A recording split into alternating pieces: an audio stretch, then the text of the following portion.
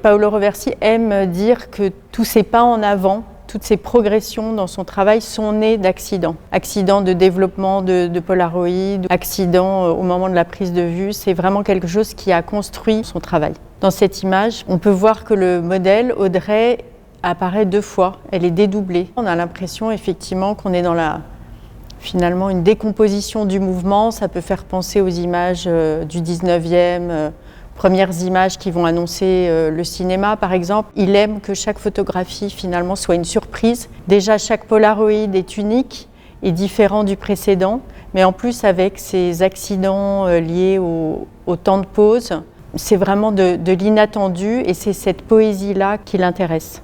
On voit que Paolo Roversi est vraiment un photographe influencé par les photographes qui aiment expérimenter des choses dans l'esprit surréaliste, comme Man Ray également.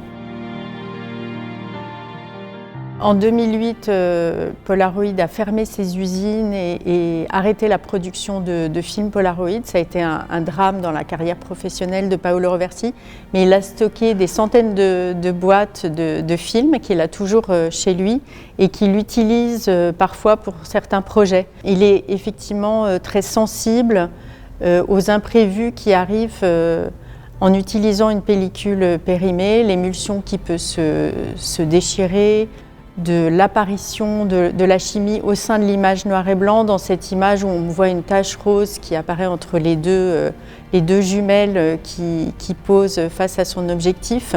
Et c'est vraiment ces accidents qui apparentent Paolo Roversi à un courant surréaliste et à cette filiation.